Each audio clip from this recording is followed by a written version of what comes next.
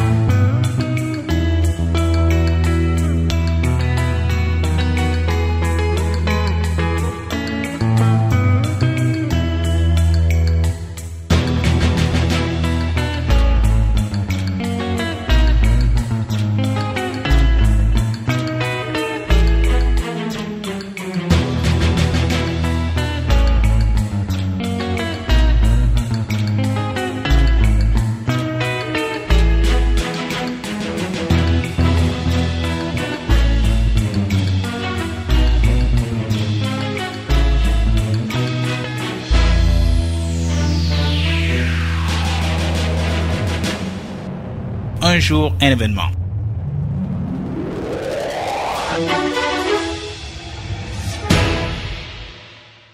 Mesdames, Messieurs, bonsoir. Nous sommes aux États-Unis. Nous avons l'honneur de recevoir aujourd'hui Cabral Liby. Cabral Liby qui est en visite aux États-Unis. Mon nom, c'est Ron Cessé. Bienvenue dans Un jour, un événement. L'événement, c'est la visite de Cabral Liby aux États-Unis. Cabral Liby qui est porteur d'un message, à savoir l'inscription de 11 millions de Camerounais au fichier électoral. Il va devoir nous expliquer les motivations qui le conduisent à penser que 11 millions de Camerounais inscrits au fichier électoral, cela est largement suffisant pour essayer de changer la donne au niveau du Cameroun, ou alors, je dirais mieux, faire en sorte que chacun des Camerounais se sente à l'aise. Cabral Liby, bonsoir. Bonsoir, Monsieur Ronce. Bonsoir à tous ceux qui nous regardent, qui nous écoutent, en direct d'ailleurs aussi. Bien voilà.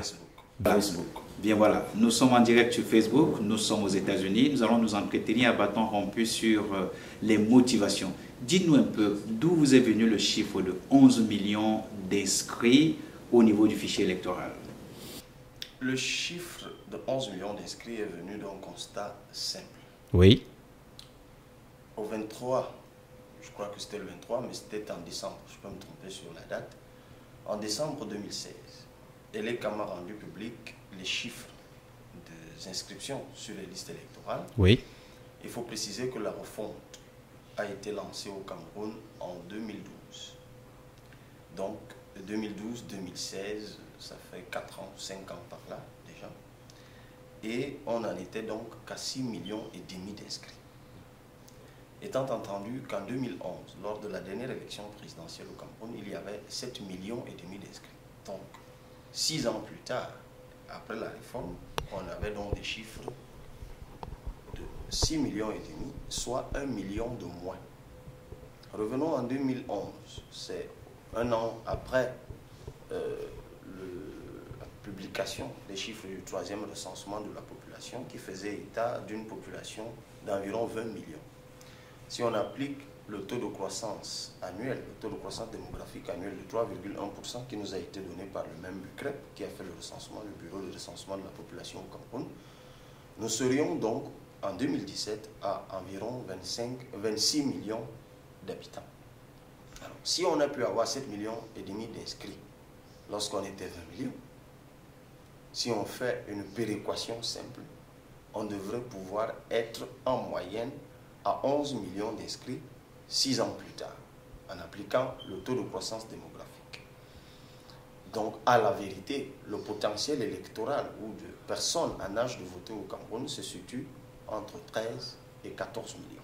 Mais évidemment, tout cela n'est pas assis, vous l'avez bien compris, sur une analyse statistique intangible, parce qu'il n'y a pas eu de sondage ou quoi d'autre qui a été fait.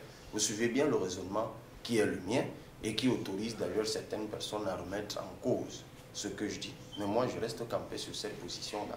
Je reste convaincu que ce chiffre est réaliste.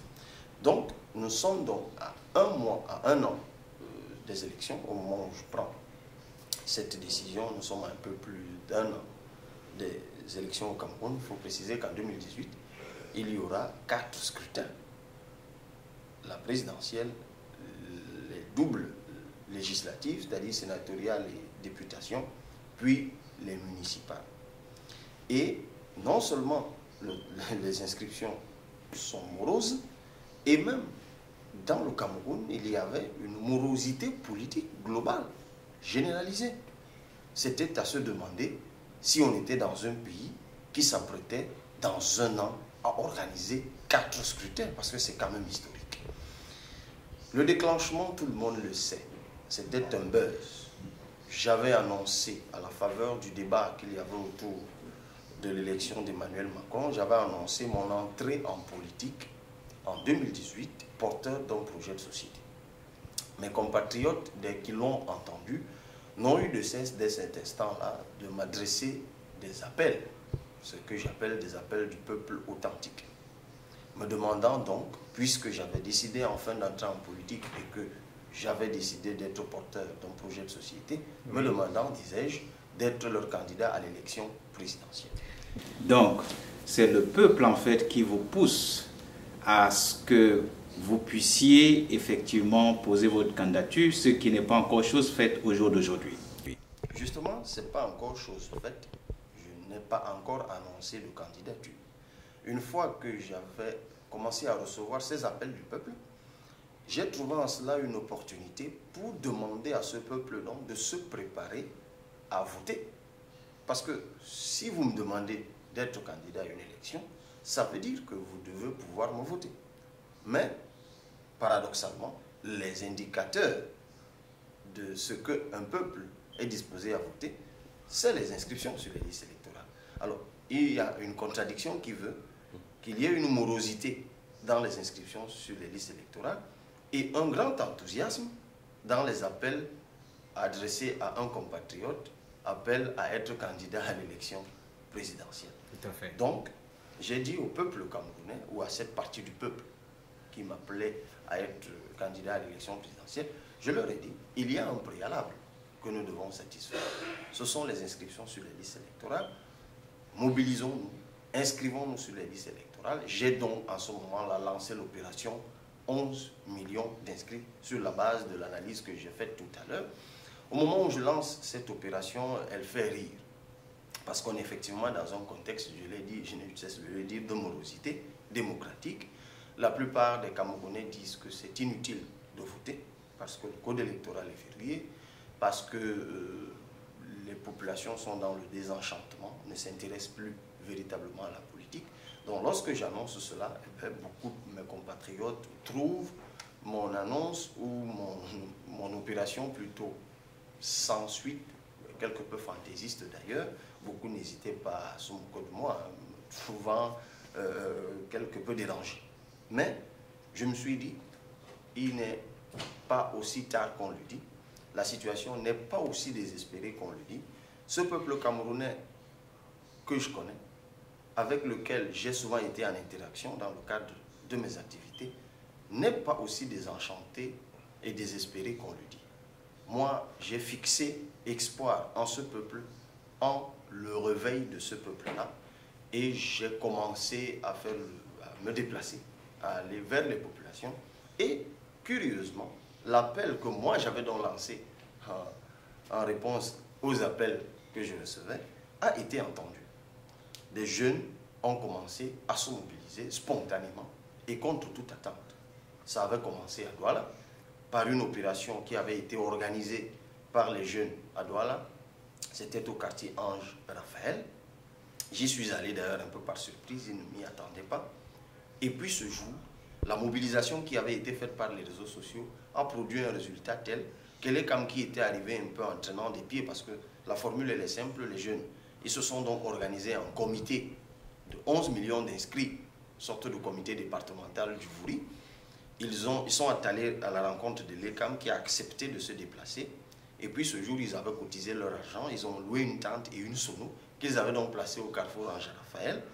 Et puis ils avaient mobilisé par les réseaux sociaux. Et contre toute attente, ce jour, il y a eu environ 1000 jeunes qui s'étaient déplacés pour venir s'inscrire. Il faut peut-être situer ceux de nos téléspectateurs qui nous écoutent de par le monde, ceux qui sont aussi aux États-Unis, ceux qui sont en France, en Australie, au Canada. Ange Raphaël, ça se trouve où à Douala? Eh bien, Ange Raphaël, ça se trouve dans l'arrondissement de Douala 5e. Voilà, je voulais justement... Douala, qui est la capitale économique du Cameroun. Voilà, je voulais un peu m'assurer que vous maîtrisez bien vos notions de géographie. Donc, Ange Raphaël se trouve à Douala 5e. C'est dans la région du littoral. C'est dans le département du... Département du Vouri. Département du Vouri. Et Ange Raphaël se trouve... Quel est le point qui permet en sorte qu'on retrouve Ange Raphaël à Douala? C'est l'université de Douala. Est-ce que c'est parce que vous êtes un enseignant que vous avez eu beaucoup plus l'écho du côté d'Ange Raphaël? Peut-être. Encore que mon statut d'enseignant aujourd'hui, vous le savez, est contesté par certains. Peut-être c'est l'occasion de clarifier que quand vous dites que je suis enseignant... Ben, l'occasion vaut le larron, dites-nous tout.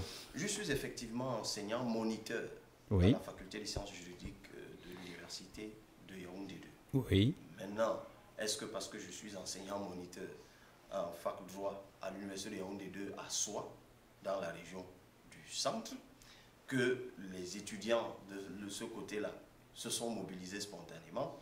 J'ai envie de dire que oui, mais peut-être non aussi, parce que si c'était le cas, ça aurait donc commencé par l'université qui m'emploie. Mais ça s'est plutôt passé à plus de 260 km de l'autre côté. Mais le choix de Ange Raphaël n'avait pas été fait par moi. Ce sont les jeunes qui s'étaient mobilisés. Bon, pour certains, issus pour certains de l'université, c'est eux qui s'étaient mobilisés. Et puis, c'est eux qui ont choisi le lieu. Donc, ce n'est pas moi qui ai choisi Ange Raphaël, ce sont les étudiants qui ont fait ce choix-là. Bien voilà, je voudrais vous dire un peu... Bon. Ou si vous voulez, les jeunes qui s'étaient mobilisés. Parce qu'effectivement, lorsque je m'étais rendu là-bas, je m'étais rendu compte qu'il ne s'agissait pas que d'étudiants. C'est vrai, il y avait des étudiants, des doctorants Oui. de sciences politiques. Tout à fait. J'avais découvert de jeunes avocats, Tout à fait. de jeunes médecins, Tout à fait. de jeunes professeurs de lycée. Oui. Et de jeunes mototaximans. Et quand on dit mototaximans, en réalité, pour certains étudiants, ils s'étaient donc mobilisés. Je ne m'y attendais véritablement pas. On communiquait certes par les réseaux sociaux, Oui. et ils me disaient qu'eux, ils s'étaient mobilisés et en étaient à plusieurs réunions. J'en avais été moi-même tellement marqué que je me suis dit, je me suis exclamé gloire à Dieu. Le message commence à être entendu parce que c'était inattendu et inespéré. Espérons maintenant que ça fasse effet boule de neige et que d'autres jeunes captent. Et bien, c'est ce qui s'est passé. D'abord, au-delà de l'arrondissement de Douala 5e, Oui. ils se sont organisés en créant des comités. 11 millions d'inscrits dans tous les arrondissements de la ville de Douala, Oui. ou plutôt du département du Vouri. Oui. Et puis, ça a commencé à se prolonger. C'est venu à Yaoundé, à Soie, notamment la ville de Soie, c'est en banlieue de Yaoundé, la capitale du Cameroun. Et puis, d'autres jeunes se sont mobilisés à Yaoundé. Et à leur première opération, d'ailleurs, ceux qui suivent l'actualité camerounaise s'en souviennent, la police était venue les disperser au carrefour Kradat. Le carrefour Kradat, c'est également un carrefour qui est situé à proximité de l'université de Yaoundé 1. Oui. Et puis ça s'est poursuivi à Bafoussam, à Bertois, à Garoua, à Maroua, à Ngaoundéré, à Bouya, et même timidement encore, mais à Bamenda, compte tenu du contexte que vous connaissez. Tout à fait. Mais Dieu merci, là-bas aussi, le message est progressivement entendu. Et puis c'est parti. Et aujourd'hui, vous vous retrouvez aux États-Unis. Parce qu'effectivement, l'appel a été entendu également aux États-Unis. En fait, j'ai envie de dire hors du Cameroun. Parce qu'il y a aujourd'hui un comité au Gabon, il y a un comité en Belgique, il y a un comité en France, il y a un comité aux Émirats Arabes Unis, Il y a un comité en Afrique du Sud qui a d'ailleurs qui a fait circuler beaucoup de photos dans les réseaux sociaux parce qu'eux là-bas également ont commencé à se mobiliser. Et puis il y a un comité aux États-Unis, et c'est ce comité-là d'ailleurs qui m'a fait venir aux États-Unis. Ils ont payé mon billet d'avion. Et quand je dis ce comité, à la tête de ce comité se trouve, je peux donner son nom puisqu'il a été lui-même sous l'effet de la rampe, malgré lui, concernant mon voyage aux États-Unis, M. Jules Henri Mananga et son épouse, qui eux ont capté également le message et ont décidé de me faire venir aux États-Unis, donc ont sacrifié de leur argent, parce que pour me faire venir ici, il fallait me payer un billet d'avion. Ils sont même allés jusqu'à me payer les frais de visa. Donc c'est près d'1 million de francs CFA qu'ils ont dépensé pour me faire venir aux États-Unis. Ils m'ont dit, il faut que ce message, tu viennes le porter également aux États-Unis parce qu'il y a une forte communauté camerounaise aux États-Unis. Ils m'ont dit de venir à la rencontre de cette communauté. Je suis donc venu et je n'ai eu de cesse depuis que je suis là de les rencontrer, d'aller vers ces communautés. Et puis il y a une réunion publique. Il y a 2 ou 3 jours, il y a 2 jours. Il y a 2 jours. Exactement, en tout cas au moment où nous menons cet échange. Et puis il y a une centaine, un peu plus d'une centaine de Camerounais qui se sont mobilisés. Je leur dis d'ailleurs merci, parce qu'il a fallu d'abord se mobiliser pour acquérir la salle. Et vous savez qu'aux États-Unis, rien n'est gratuit. Tout à fait. Et il fallait acquérir la salle à près de 1 000 $, je crois, dans un hôtel, le Sheraton. Et puis, ils ont mobilisé. Et puis ici, ce qui est très difficile, parce qu'ici, tout le monde est occupé, mais ça se faisait en fin de journée. Beaucoup de Camerounais se sont déplacés et il y a eu un échange très convivial. Je les en remercie encore. Et puis, je remercie une fois de plus M. Jules Henri Mananga, qui était l'artificier de cette organisation-là, et puis tous les autres compatriotes qui se sont associés à lui pour donner du retentissement et à cette visite et à cette réunion, et puis tous les compatriotes qui se sont déplacés, parce qu'il a fallu qu'on s'exprime d'abord sur la question des 11 millions d'inscrits, et puis sur d'autres questions connexes, notamment qui font l'actualité au Cameroun, la crise anglophone,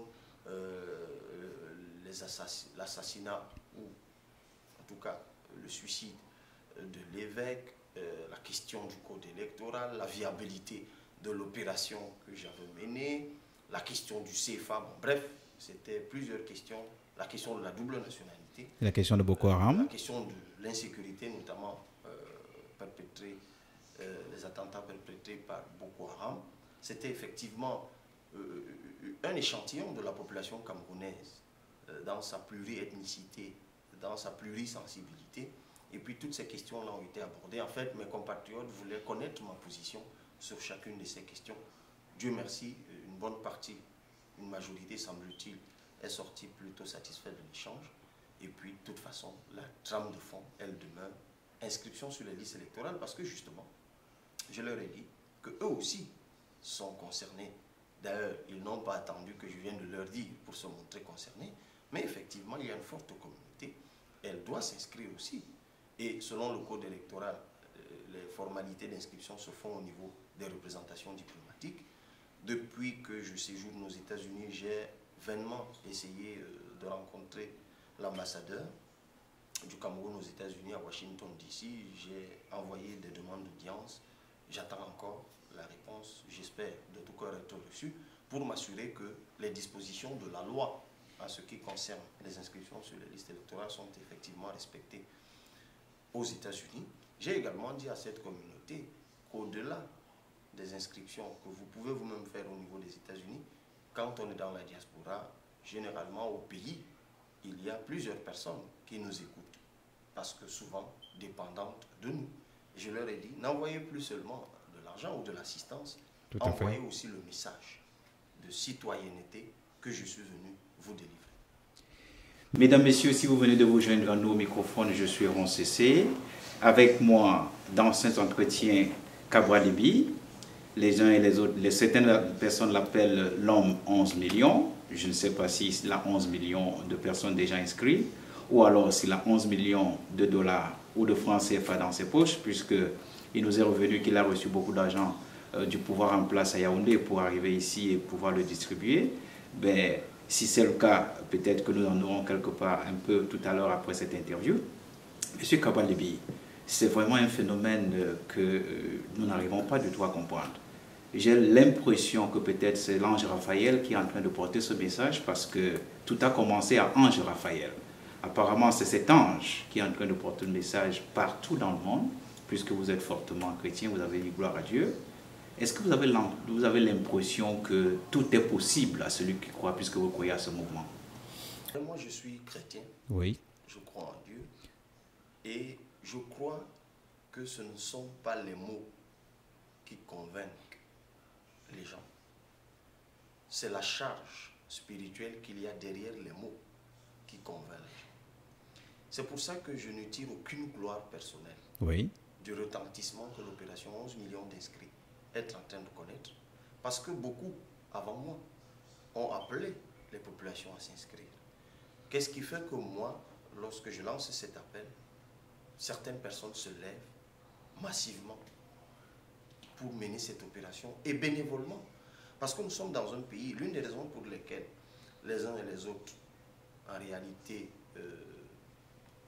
n'y croyaient pas et peut-être continuent même à ne pas y croire, c'est que connaissant le contexte de désaffection politique et surtout de vénalité de la jeunesse, Oui. beaucoup me disaient, si tu ne donnes pas d'argent aux jeunes, ils ne vont rien faire. Parce qu'au Cameroun, les gens ne se lèvent que quand ils ont un intérêt. Mais nous avons été surpris au cours de votre conférence à l'hôtel Sheraton. Spontanément, les gens ont commencé à faire des dons pour que justement ce mouvement aille de l'avant parce qu'ils ont cru en vos idées que vous avez pu développer.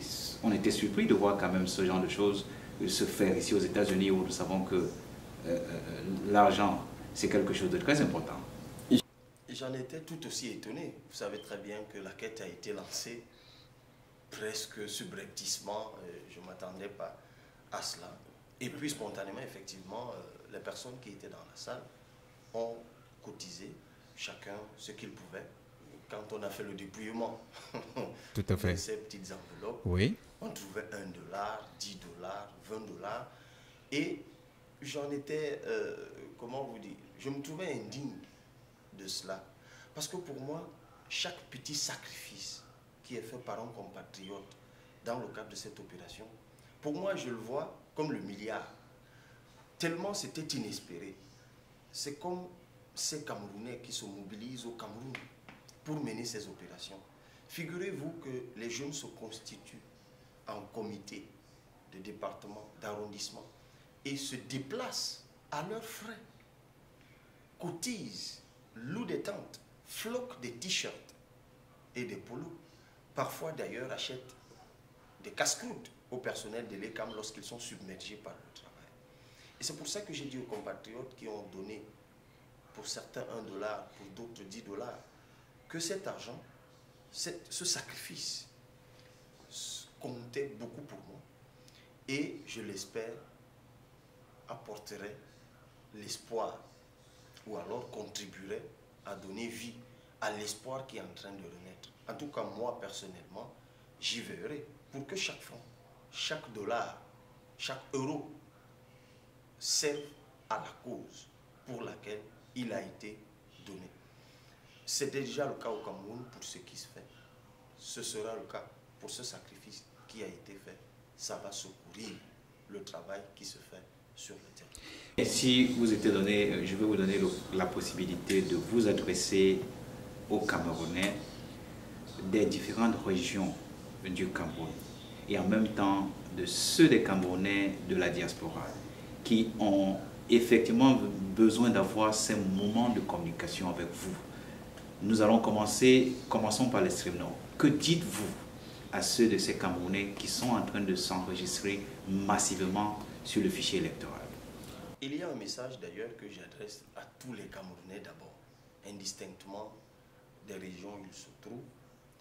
Je leur dis, contrairement à tout ce qui se dit, c'est possible par l'élection.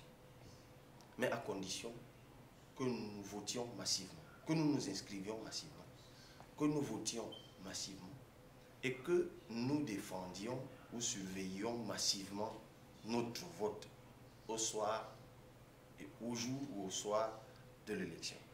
Ça, c'est une chose. L'autre chose, c'est que nous nous inscrivons pour qu'il y ait un renouvellement et de la classe politique et même des pratiques politiques. On dirait encore que je m'inspire de Macron en France, mais je m'inspire aussi de Barack Obama aux États-Unis où je me trouve. Ces deux personnalités politiques ont en commun le fait qu'au moment où elles commençaient, personne ou très peu y croyait. C'est peut-être ce qui va se passer au Cameroun. Mais ça ne va pas seulement se passer pour Cabral Libi qui parle. Ça va se passer pour toi qui est à Ebolova, pour toi qui est à Marois, pour toi qui est à Bertois, pour toi qui est à Garigombo, pour toi qui est à Kolofata, pour toi qui est à Ezeka.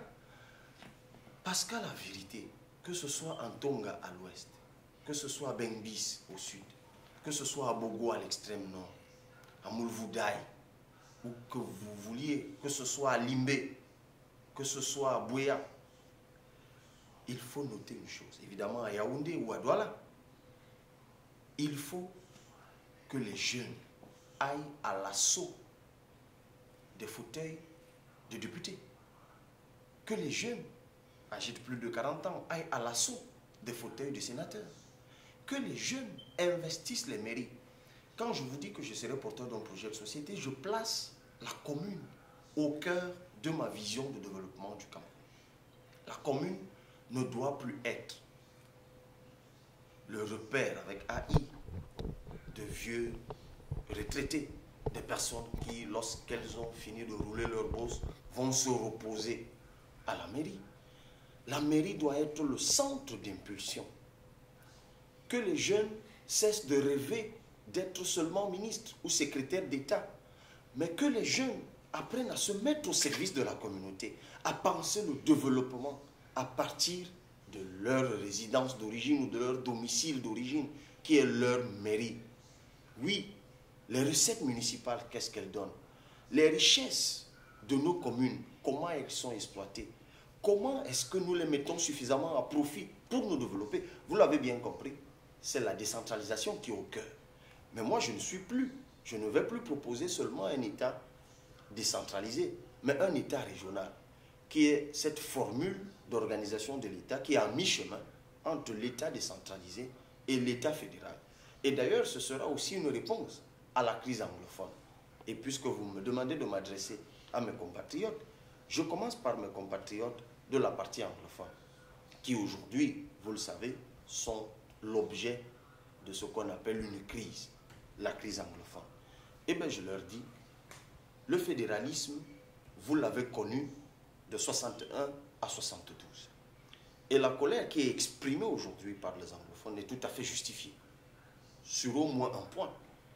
Lorsqu'on a vécu sous le fédéralisme pendant 11 ans, et lorsqu'on en est ressorti au bout d'11 ans, au bout de 11 ans, et que plusieurs années ou plusieurs décennies après en être sorti, on a le sentiment qu'on était mieux lorsqu'on y était que lorsqu'on en est sorti. Il est tout à fait légitime de vouloir y rentrer.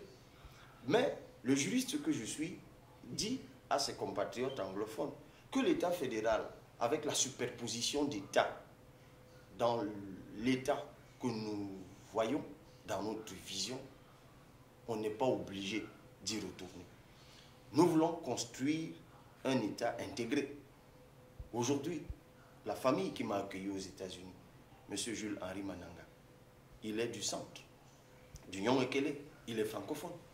Son épouse est du nord-ouest. Leurs enfants sont du centre et du nord-ouest. Voilà le Cameroun que les anglophones ont accepté quand ils ont décidé lors du référendum de 61 de rejoindre le Cameroun francophone. Et c'est ce Cameroun-là qu'il faut préserver, le Cameroun des pères fondateurs. Il ne faut pas que la colère, les frustrations nous amènent à remettre en cause ce que nos pères nous ont légué. Consolidons-le. Corrigeons les erreurs. Malheureusement, le gouvernement actuel manque d'humilité pour s'asseoir et discuter. Et de quoi on va discuter? On va simplement discuter de nouveaux contrats. Parce que j'aime à rappeler qu'en 61, c'est un contrat constitutionnel qui a été signé au Cameroun. En 72, lorsqu'on sort du fédéralisme, c'est un autre contrat constitutionnel qu'on signe. Malheureusement, cet autre contrat de 72, ces clauses n'ont pas été respectées à la lettre. Et c'est pour ça que l'une des parties, la partie anglophone, dénonce la situation, écrit ses frustrations, parce qu'elle a le sentiment que les clauses n'ont pas été respectées. Et revisitons ces clauses, mettons-les à jour et prenons désormais l'engagement de les respecter dans un État régional qui va donc concéder aux différentes régions du Cameroun cette autonomie tant recherchée, parce que je vous l'ai dit, je vais la rechercher au niveau de la mairie, je vais la rechercher également, pas seulement la rechercher, mais la consacrer également au niveau de la région. C'est ce que je dis à mes frères anglophones, c'est pour ça que je leur tends la main de discussion, la main de cohésion, la main d'intégration, la main d'unité et dans le dialogue. Et j'espère que je serai entendu. En tout cas, je me battrai de toutes mes forces pour être entendu, parce que je les considère comme mes frères. J'ai envie de dire à mes frères et à mes compatriotes de la partie septentrionale qu'elles font face à une autre crise. Mais là, c'est même un fléau. C'est Boko Haram, c'est l'insécurité. Ce sont des attentats répétés. J'ai envie de leur dire, personne, même pas les grands États comme les États-Unis, n'ont pu trouver la solution miracle pour éradiquer le terrorisme. Mais il y a un facteur aggravant. Et à défaut d'éradiquer totalement le terrorisme, on peut éradiquer les facteurs aggravants. Et le premier facteur aggravant du terrorisme dans la partie septentrionale, c'est la pauvreté. C'est l'extrême pauvreté. Je me souviens à la faveur d'une mission que j'avais faite là-bas pour le compte d'une organisation associative étrangère. J'avais fait le tour de l'extrême nord. Et rentré de là, il y a 2 ou 3 ans, j'avais été le premier et ça faisait encore rire tout le monde. Vous savez, moi, mes initiatives, elles font souvent rire quand j'exprime mes intuitions. J'avais été le premier à l'époque à appeler à un plan d'urgence pour la partie septentrionale. Évidemment, ça a fait rire certains, mais j'ai été heureux d'apprendre que le gouvernement s'était approprié l'idée. Malheureusement, le gouvernement ne s'est approprié que l'idée, mais n'a rien fait pour son implémentation. Aujourd'hui encore, nous attendons ce plan d'urgence. En tout cas, moi, j'en suis porteur.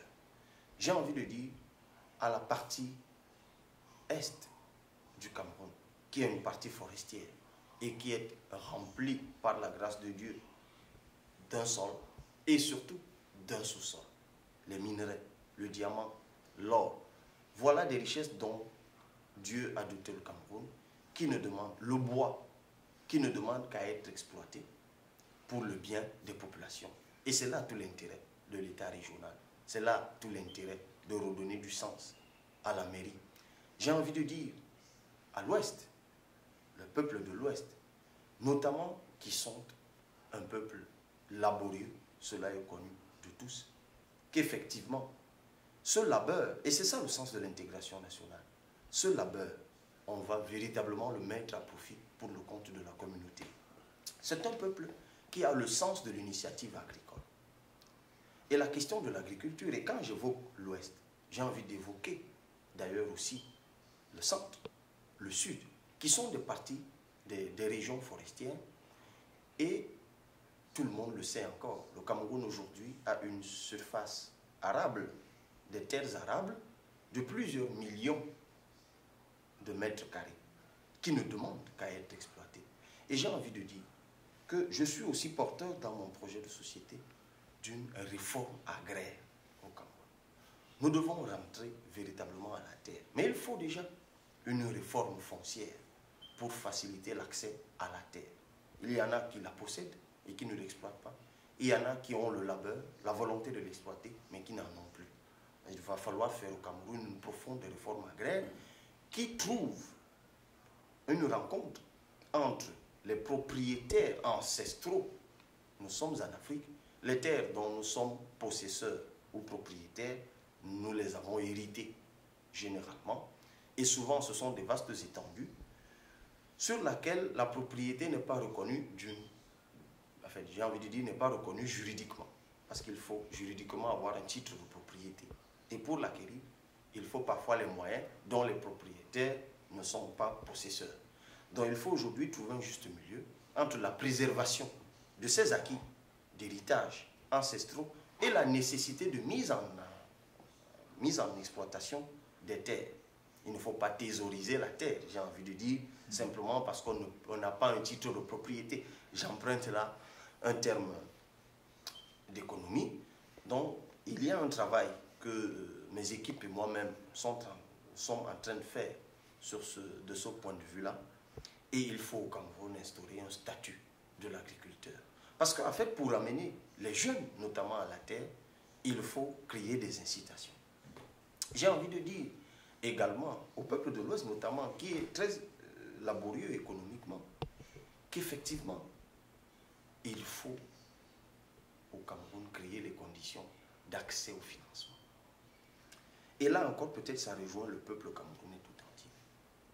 Nous sommes malheureusement dans un état rentier, où on veut faire croire à tout le monde que c'est par l'État qu'on va s'accomplir. Et je suis heureux de séjourner aux États-Unis. L'État, travailler pour l'État, travailler pour l'Ongom, ce n'est plus la solution. J'aime souvent faire une simulation simple. L'État du Cameroun emploie combien de personnes tous les mois émargent au budget de l'État, reçoivent un salaire. D'aucuns disent 500 000, d'autres disent 400 000, parce que malheureusement, on est dans un pays où le ministre des Finances ne peut pas vous dire combien de personnes sont payées par mois, parce qu'il y a un système de corruption qui brouille tout. Mais arrondissons même à 1 million, c'est-à-dire on va mélanger les fonctionnaires, les contractuels et tout ce que vous voulez. Le chiffre n'est pas réaliste, il est exagéré, mais mettons à 1 million. Dans un pays de 26 millions d'habitants, pour une population active d'environ 10 millions, c'est-à-dire on enlève les enfants, les vieux, les personnes capables de créer de la richesse, s'ils sont 10 millions et que 1 million seulement émerge au budget de l'État, quelle émergence? Quel développement on peut construire avec ce qui émerge au budget de l'État? Parce qu'il ne crée pas de la richesse. Il faut créer des conditions d'initiative privée. Il faut créer des conditions au Cameroun d'éclosion du talent. Et ça, je l'avais comme intuition, je l'ai découvert aux États-Unis. Ça veut dire quoi? Mettre la PME au cœur de notre vision de changement et de développement et d'émergence du Cameroun. Les jeunes sont laborieux. Et j'en ai rencontré des dizaines ici aux États-Unis. Des jeunes, et c'est le cas aux États-Unis, c'est le cas ailleurs dans la diaspora. Des jeunes dont l'expertise est aujourd'hui avérée, fait ses preuves dans d'autres pays, au point que des Camerounais sont hissés à des niveaux de responsabilité insoupçonnés dans d'autres pays. Mais j'ai dans mon programme une page, comme back home.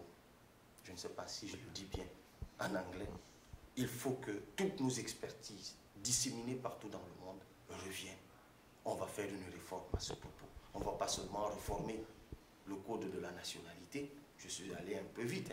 On ne va pas seulement réformer le code de la nationalité parce qu'on va le réformer pour introduire la double nationalité, mais une double nationalité restrictive.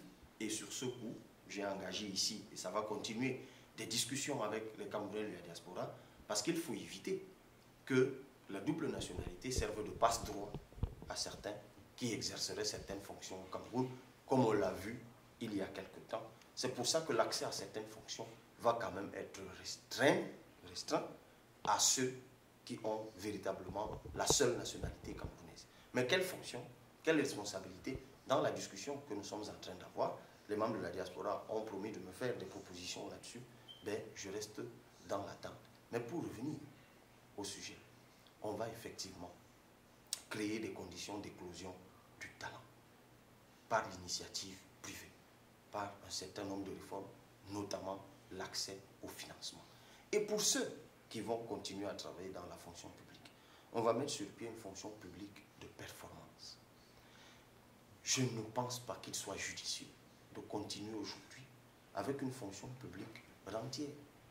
Vous vous battez pour être fonctionnaire. Vous venez au bureau quand vous voulez. Et vous attendez tous les 30 jours un salaire. D'ailleurs, pourquoi 2 personnes qui ont une licence en droit et qui sont recrutées dans la fonction publique, pourquoi l'un doit gagner le double, voire le triple du salaire de l'autre? Simplement parce que lui, il est dans un établissement public administratif qui octroie ses avantages et l'autre pas. Il faut au Cameroun harmoniser les salaires. Et puis, une fois qu'on les a harmonisés pour tout le monde, créer même des conditions de bonification du salaire du simple au double, mais une bonification assortie d'indicateurs de performance qui tiendraient à l'assiduité, tiendraient à la ponctualité, tiendraient à la satisfaction de l'usager et d'autres indicateurs sur lesquels nous sommes en train de travailler. Nous ne créons rien. Le Rwanda le fait déjà. Les Nations Unies le font déjà dans un certain nombre de projets qui sont implémentés en Afrique. Voilà le message que j'adresse à mes compatriotes. Le message d'espoir, le message du travail, le message de la mobilisation des énergies, le message de la dynamisation des forces et des énergies. Nous sortons de l'état de torpeur, de l'état de morosité, de l'état paresseux, de l'état rentier. Nous allons ramener l'espoir, nous allons ramener la fierté. Nous voulons que le Camerounais se sente fier et il a toutes les raisons, heureusement, par la grâce de Dieu, de l'être. Eh bien, mesdames, messieurs, si vous venez de vous joindre à nous, vous êtes toujours sur Un jour, un événement. Un jour, un événement qui émet en direct de Washington, D.C. Nous avons comme invité aujourd'hui Cabral Liby. Cabral Liby qui séjourne aux États-Unis dans le cadre de son opération 11 millions d'inscrits au fichier électoral. Au microphone, je suis Roncessé. Pour cette même émission, nous sommes suivis en direct sur Facebook. Si vous avez une question à poser, vous pouvez la poser directement sur Facebook. Cabral Liby en direct, il pourra répondre à cette question. Si votre question n'est pas répondue, nous allons prendre la peine de lui porter cette question-là afin que vous puissiez avoir une réponse à la plupart de vos questions. Il a abordé la question du problème de nos frères et sœurs qui sont d'expression anglaise. Il a abordé le problème de sécurité au niveau de ceux de nos frères qui sont du côté du septentrion. Il a abordé ce qui concerne nos frères du côté de l'ouest. Il a abondamment parlé de la région du centre, du sud et de l'est en ce qui concerne les réserves et les réserves forestières et des ressources fauniques et des ressources minières. Mais il me semble qu'il n'a pas tellement abordé en ce qui concerne les régions du littoral, pour ces régions-là qui connaissent les problèmes de mototaxis, qui font en sorte que les hôpitaux rencontrent des sérieux problèmes en matière de gestion, justement, des cas de blessés graves qui arrivent là. Mais qu'à cela ne tienne, nous allons continuer à nous entretenir avec Cabral Liby. Cabral Liby, que répondez-vous à ces Camerounais qui disent qu'ils ont déjà entendu ce discours? Tout ce que vous avez dit, vos prédécesseurs l'ont dit. Nous avons vu les cas de ce qui est arrivé à Maître Yondo Black. Nous avons vu les cas de ce qui est arrivé à l'ingénieur Jean-Jacques Kindi. Nous allons nous arrêter à ces deux-là. Que répondez-vous à ceux des Camerounais qui disent qu'ils ont entendu cela? Évidemment, vous n'allez pas nous donner la phrase dans laquelle vous avez dit que vos prédécesseurs ont failli et que vous allez faire la différence. Est-ce que vous ferez la différence? Et comment vous arriverez à faire la différence afin que ceux qui ne sont pas encore inscrits dans ce réseau de 11 millions soient inscrits? Ressources de la mer, en tout cas pour ceux qui ont fait droit de la mer, sur la partie qui est ressortie de notre souveraineté. Je ne crois pas. Je pense qu'il faut aujourd'hui effectivement développer des activités qui rentabilisent l'ouverture sur la mer. La première activité, c'est l'activité touristique. Et ça ne concerne pas que la zone littorale, ça concerne une partie de la zone du sud. Je ne sais pas si vous y êtes allé et que vous avez vu la beauté des plages, mais également la tristesse de leur abandon. La beauté des plages, mais la tristesse de leur abandon. Il faut cette économie-là. Il y a ce qui est renfermé dans la mer, c'est-à-dire le poisson.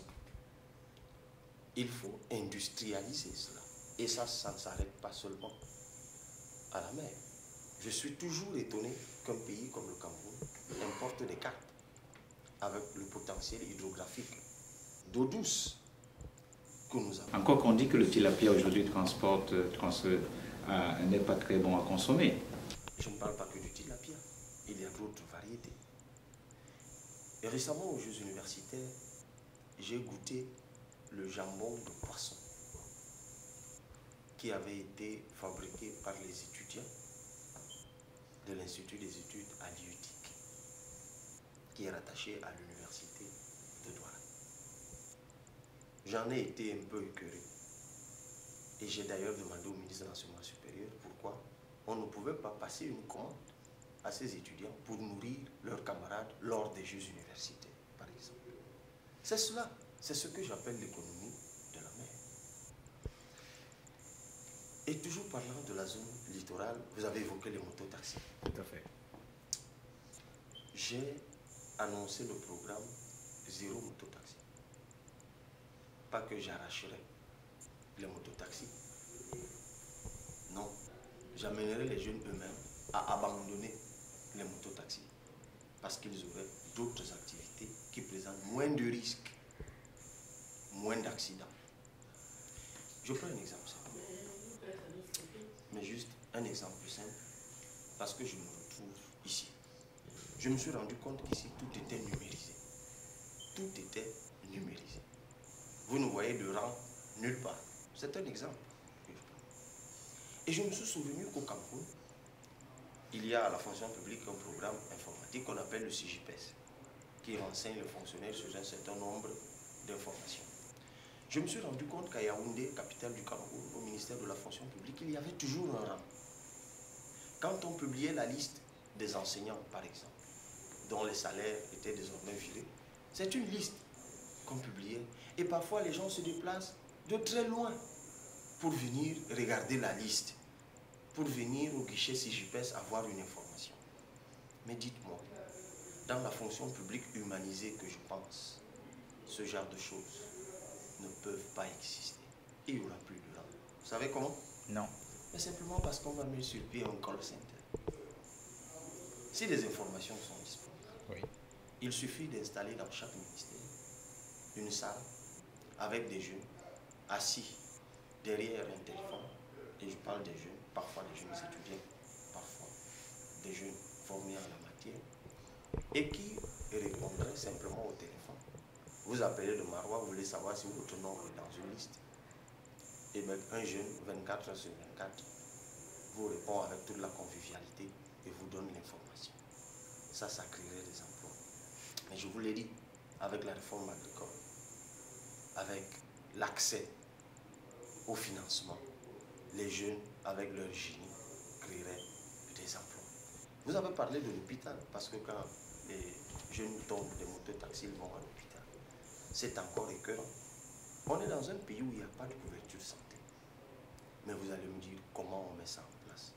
Mais s'il y a une chose pour laquelle tout citoyen est prêt à cotiser, c'est bien sa propre santé.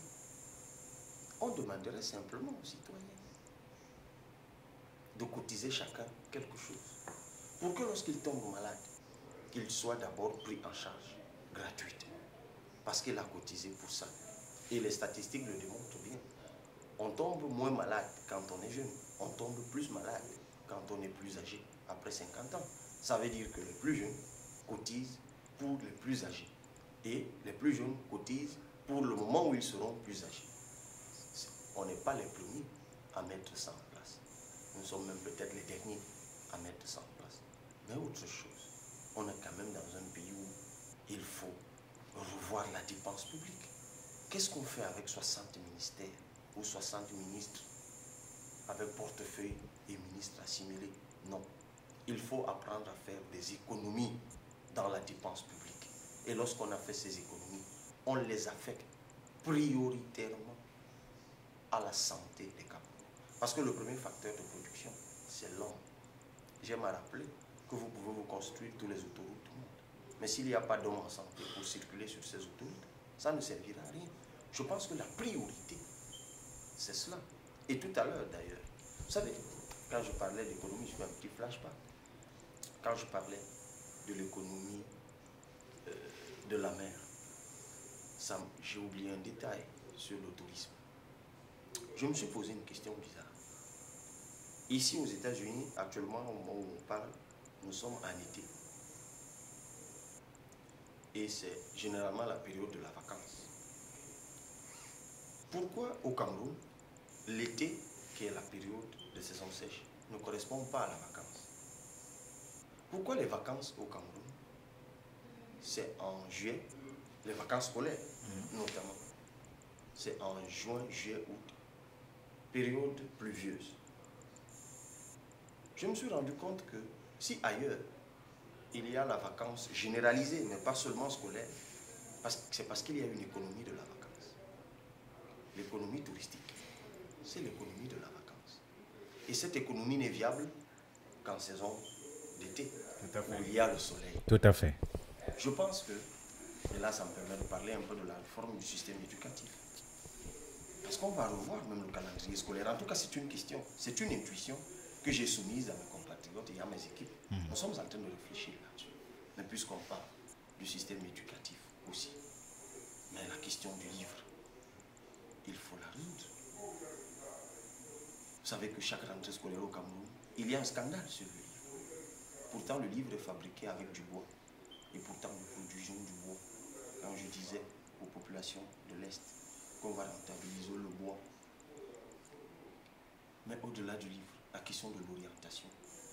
Au juste, on va à l'école au Cameroun, pourquoi? Quand on parle d'émergence, a-t-on un jour évalué la ressource humaine dont on avait besoin pour l'émergence?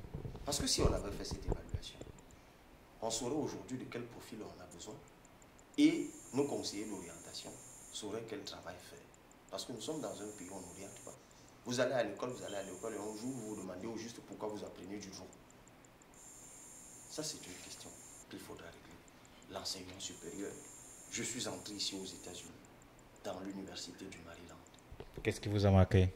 D'abord, l'étendue de l'université, mais une chose, c'est que l'université est dotée d'une unité technologique qui est plus grosse que la plus grosse université camerounaise. Je ne parle pas de l'université, je parle de l'unité technologique. J'y suis allé parce que des compatriotes qui y travaillent me l'ont fait visiter. J'ai rencontré, c'est une petite anecdote, le vice-président de l'université du Maryland, M. Greg Smith. Je l'ai croisé dans cette unité technologique. J'ai eu la peine à croire que c'était lui le vice-président de cette université. Son salaire annuel, c'est plusieurs millions de dollars.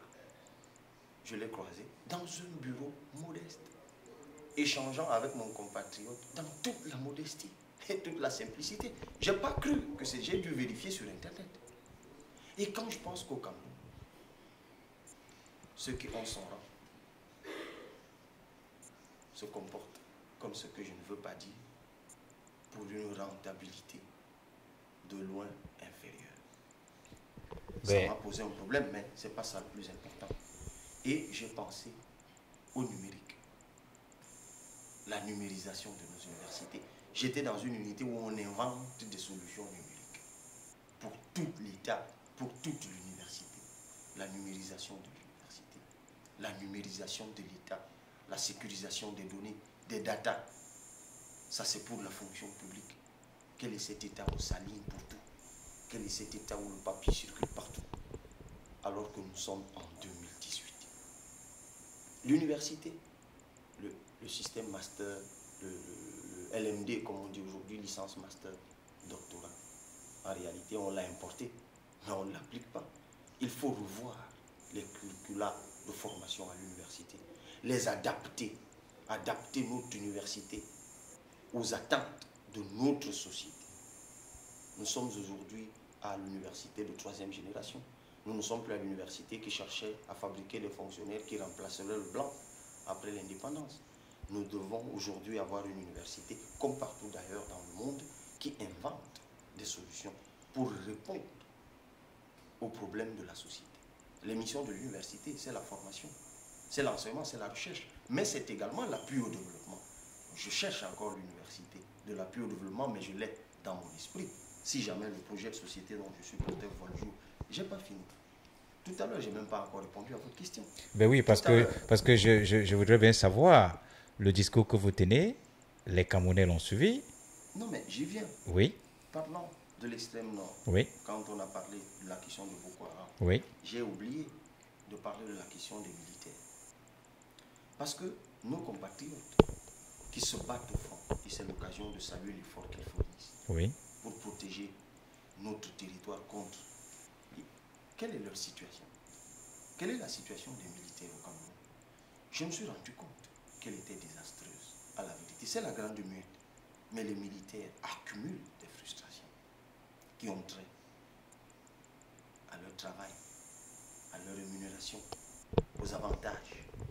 Parfois, ces avantages sont accaparés par une minorité.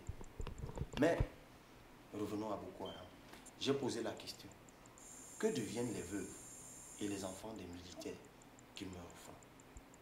J'ai cherché la loi à Idjo. Il y a un texte, décret à Idjo, pas une loi, un texte, un décret sur les pupilles de l'État. Non, il faut une loi au Cameroun sur les pupilles de la nation. Comme aux États-Unis ici. Tout à fait. Où les militaires sont sacrés parce qu'ils défendent la patrie. Je vais instaurer, ou alors le projet de société dont je serai porteur va proposer tout un corpus de textes pour les veuves et les orphelins des militaires qui meurent au front. Ils ne doivent manquer de rien. L'orphelin d'un père mort au front doit être pris en charge totalement par l'État. Et l'État doit lui trouver du boulot, soit en remplacement de son père dans l'armée, soit partout ailleurs où il voudra travailler. C'est ça un pays qui respecte ceux qui sont morts pour lui. Mais pour répondre à votre question, oui, d'autres ont dit, je ne suis même pas sûr que d'autres ont dit ce que je suis en train de dire, mais d'autres ont fait des promesses. Certains ne les ont pas tenues. D'autres n'ont même pas eu la possibilité de faire voir le jour à leurs promesses, parce qu'ils n'ont pas accédé au pouvoir, parce que vous avez cité pêle-mêle plusieurs personnes. Je reste convaincu que chacun a son destin.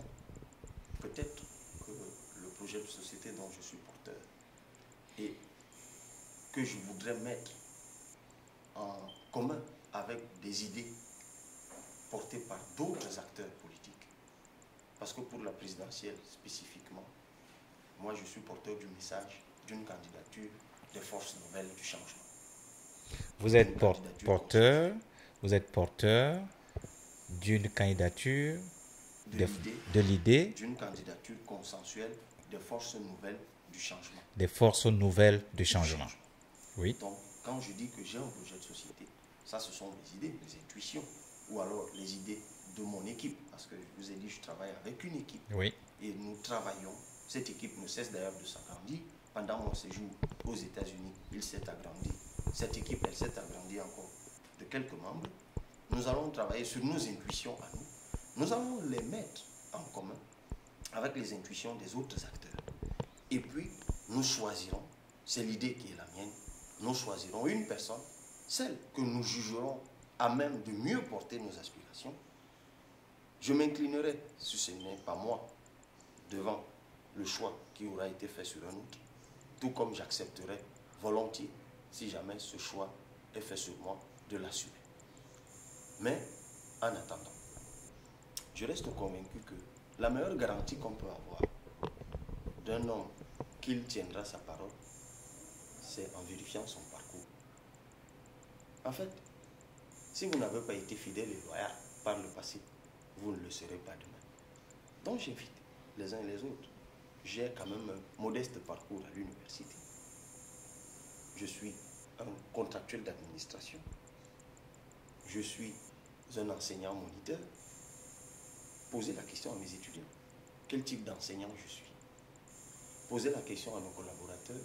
Quel type de collaborateur je suis? Je suis chef de chaîne adjoint de Radio Campus Y2, c'est la radio de l'université de Yaoundé 2. Demandez à mon collaborateur quel type de collaborateur je suis. J'ai été président des étudiants à l'université de Yaoundé 2. Demandez à mes camarades qui ont été là sous ma gouvernance quel type de délégué d'étudiants j'étais. Est-ce que je veillais sur leurs intérêts? Est-ce que j'humanisais ma fonction?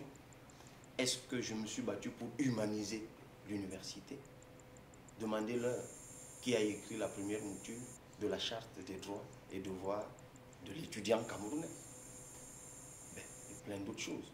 Demandez-leur avec qui je n'étais pas seul, mais qui a fait partie du combat pour les frais médicaux qu'on a supprimés, pour le paiement en 2 tranches des droits universitaires, pour le resto à 100 francs, pour le financement des activités associatives dans mon université. Moi, ma vie, c'est une vie de combat. Ça fait 13 ans. J'ai été découvert dans l'espace public il y a 13 ans, un 15 avril 2004. J'étais porte-parole de l'appel des 1000 étudiants de toutes les universités du Cameroun. Il y en avait 6 à l'époque, contre la réélection de Paul Biya. Nous appelions à l'alternance. C'est là que mes premières interviews à RFI, à BBC ont été données. J'ai fait la une des journaux. Vous faisiez partie de ce qu'on appelait à l'époque le Parlement? Non, le Parlement, c'était des années avant, 20 ans avant, depuis les années 90. Non, c'était plus tard. Et c'est l'occasion pour moi de saluer mes prédécesseurs. Et tout à l'heure, vous avez cité les noms, Yondo Black et autres. Moi, je suis profondément respectueux de ceux qui ont commencé avant moi le combat que je mène. J'ai été très heureux hier de voir dans la salle, lors de la réunion au Sheraton du Maryland, M. Napita Nindon, qui est aujourd'hui le représentant du Code aux USA, qui a dû faire le déplacement du Connecticut, je crois, pour venir seulement à cette réunion. Je n'ai pas manqué de saluer sa présence et de le remercier pour ce qu'il a fait, parce que lui, il fait partie des étudiants qui se sont battus au début des années 90, qui se sont battus pour la démocratie. Lui, il a fait partie de ce qu'on appelait le Parlement. Oui. Il a dû partir parce que c'était très difficile pour eux. Tout comme beaucoup d'hommes politiques se sont battus au début des années 90. Et j'ai parfois le sentiment que l'histoire est ingrate à leur égard. Parce que malheureusement, beaucoup de jeunes de ma génération ne connaissent pas Albert Moukon, ne connaissent pas le travail d'Henri Tekoué, ne connaissent pas le travail de Yondo Black Mandenge, ne connaissent pas le travail de Kane Anissé. Parce que malheureusement, ils se sont battus, mais ça a profité à ceux qui se sont battus contre eux et qui aujourd'hui passent pour les pères de la démocratie, un peu comme ce qui s'est passé pour l'indépendance, qui a profité à ceux qui soit ne s'étaient jamais battus pour elle, soit qui s'étaient battus contre elle. Mais c'est ça la vie, et c'est aussi cette injustice que je voudrais dans mon projet de société, et si jamais il est consensuellement adopté et les Camerounais le valident, c'est cette injustice aussi qu'il faut réparer. Que ce soit moi ou un autre, il faut aussi réparer, il faut mettre un terme à cette injustice. Donc, je pense que le parcours de quelqu'un, la constance d'un homme, renseigne aussi sur sa capacité à tenir ses promesses. Donc, je vous ai dit, retrouvez mes interviews d'il y a 13 ans. Vous aurez l'étonnante impression que vous êtes en train de me lire là maintenant, parce que je suis resté fidèle à mes ambitions, je suis resté fidèle à mes convictions, et ce sera encore le cas pour le temps qui me restera à vivre. Et si pendant ce temps qui me reste à vivre, je dois présider aux destinées de mes compatriotes d'une façon ou d'une autre, je montrerai aux Camerounais ce que c'est que le service public, ce que c'est que être élevé pour servir les autres. Parce que si effectivement l'accession aux grandes ou aux hautes fonctions, c'est aussi un choix divin, mais on ne le dit pas suffisamment parce que dans le monde intellectuel, c'est des choses qui échappent. Mais lorsque vous voyez même dans les grands pays, l'ascension d'Obama, de Macron, c'est généralement une main de la providence.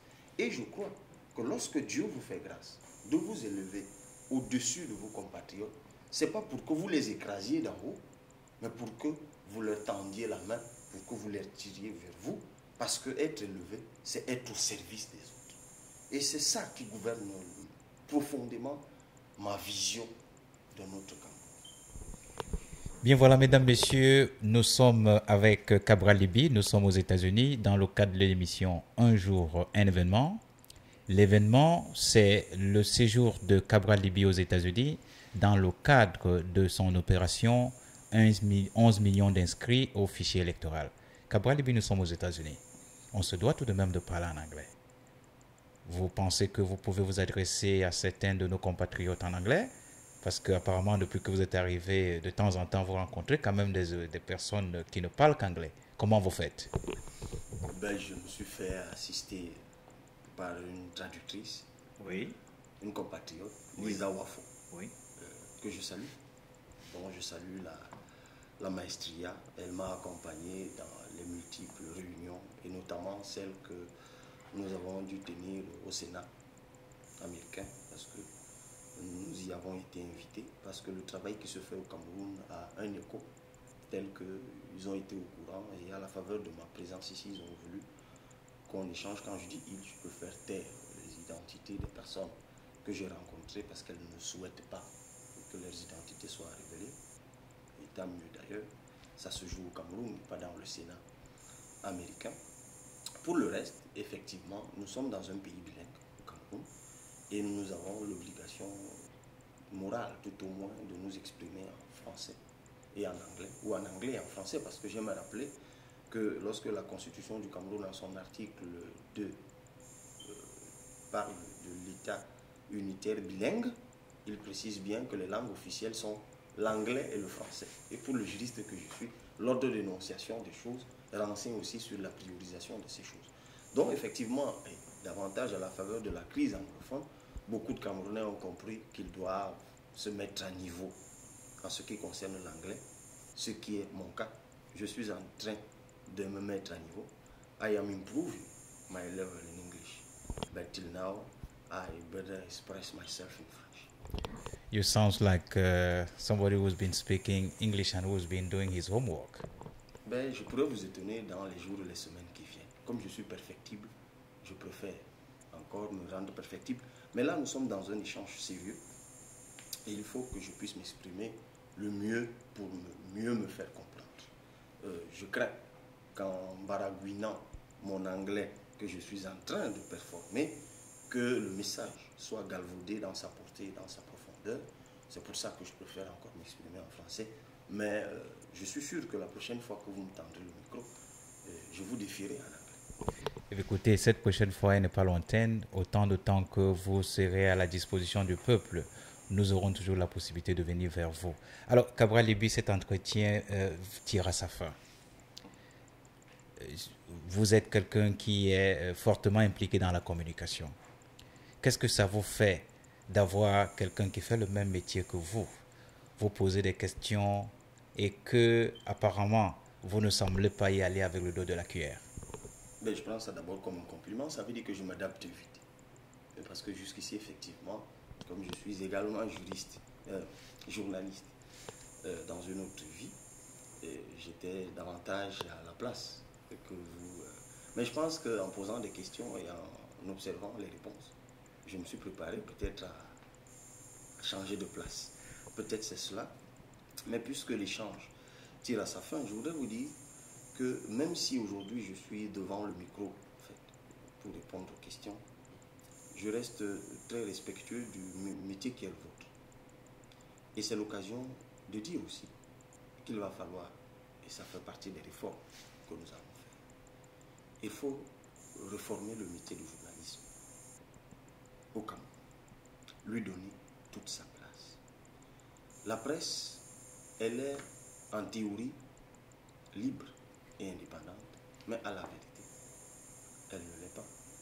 Je disais que exercer dans la presse au Cameroun demeure un problème. D'abord, j'aime souvent à rappeler que ceux qui ont pu lire la loi de 90 sur la communication sociale vont se rendre compte que sur une quarantaine d'articles, je peux me tromper, mais j'avais fait le calcul, j'oublie le chiffre exact, plus d'un tiers des articles de la loi sur la communication sociale commence par « est puni de ». Est puni de. Alors, si un texte qui organise la communication dans un pays consacre plus du tiers de ses articles à punir, il y a un problème. On fait peser l'épée de Damoclès. Donc, il faut effectivement rendre à la presse la liberté qu'elle mérite et puis sortir effectivement le journaliste de l'indigence. Parce que l'indigence dans laquelle les journalistes sont obligés d'exercer limite gravement effectivement leur indépendance et les met à la solde de beaucoup de pesanteurs sur lesquelles je ne voudrais pas m'étendre. Mais au-delà de cette question, je voudrais, puisque l'échange arrive à sa fin, dire merci à la famille de compatriotes qui m'a fait venir aux États-Unis. On n'a aucun lien de famille, contrairement à ce qui peut se penser vu du Cameroun, où tout se fait par l'ethnie ou par les liens de famille ou de copinage. Des personnes que j'ai rencontrées pour la première fois, que j'ai vues de mes yeux pour la première fois quand j'ai mis les pieds aux États-Unis, leur dire merci, leur exprimer toute ma gratitude pour le sacrifice qu'ils ont fait, pour appuyer l'initiative que j'ai lancée. Et remercier tous les autres compatriotes qui se sont associés à eux pour accompagner leur action. Et je pense que c'est ce Cameroun-là que nous voulons, le Cameroun solidaire pour des causes justes. Par leurs manifestations, par leurs actions, ils ont exprimé le sentiment qu'ils ont de la justesse de cette cause. Et je ne peux que leur dire, et c'est mon mot de fin, à eux, aux États-Unis, à ceux qui se mobilisent au Cameroun, un peu partout dans le monde, qui font des sacrifices pour donner du sens à l'initiative que j'ai lancée, je leur dis simplement, moi, Cabral Libye, je ne vous décevrai pas. Je ne vous décevrai point. Pour une fois, je vous invite à faire confiance à un homme. Si j'échoue, ce sera à cause de vous. Mais tel que c'est lancé, ensemble, nous arriverons à la victoire. Cabral Libye, vous êtes en ce moment suivi par 150 personnes de par le monde. Ben oui, Et ces 150 personnes vous demandent d'aller de l'avant, de ne pas vous arrêter. Ces personnes vous croient et disent qu'elles vous attendent partout où vous irez et que vous êtes porteur d'un message de libération. Cabral Libye, nous vous remercions. Mais également, moi je vous remercie. Vous savez, voilà jusqu'où vous pouvez faire des sacrifices. Nous sommes aux États-Unis, il est 2h30. Et je crois qu'au Cameroun, le jour est en train de se lever. Nous sommes encore réveillés. Et pourquoi à 2h30? Parce que nous réfléchissons sur ce Cameroun. Mais justement, on va perdre le sommeil s'il le faut. Eh bien, il y a Francky de l'autre côté, que je remercie et qui me dit de dire bonjour à ceux qui nous regardent. C'est le côté convivial. Je vois maman de l'autre côté, la dame qui m'a accueilli ici. Et d'ailleurs, il y a là à côté un compatriote. Nous nous sommes vus hier pour la première fois. Il est venu à ma rencontre aujourd'hui. On est restés ensemble toute la journée à débattre de cette affaire, de toutes les actualités, de toutes les accusations. On ne s'est peut-être pas longuement étendu là-dessus, mais je l'ai dit hier à la réunion. Les gens ont été choqués de me voir dans de beaux costumes. Eh bien, je vous le dis, ils m'ont été offerts par ceux qui m'ont fait venir aux États-Unis, c'est-à-dire la famille Mananga. Ils ont été choqués de me voir dans un véhicule rutilant. Eh bien, ce véhicule n'est pas le mien, c'est le véhicule de la famille Mananga qui a eu l'amabilité de me transporter là-dessus. Ils ont vu au volant de cette voiture un monsieur un peu costaud qui me conduisait. C'est un compatriote qui ne veut pas que je décline son identité, mais qui a pris un congé. Qui a pris un congé pour se rendre disponible pour moi durant mon séjour. Vous savez, c'est des choses qui vous touchent. Quand vous voyez des gens sacrifier de leur argent, sacrifier de leur temps, ils ne sont ni vos cousins, ni vos oncles, ni vos tantes. Vous vous dites, de tels sacrifices, il ne faut pas les trahir. Vous êtes là à 2h30 debout. Il est là, M. Masso, c'est le nom d'ailleurs, son nom sur Facebook. Il est là, debout, pour me soutenir, pour m'encourager, pour qu'ensemble, solidairement, nous trouvions des solutions. Vous pensez un seul instant qu'on peut trahir cela?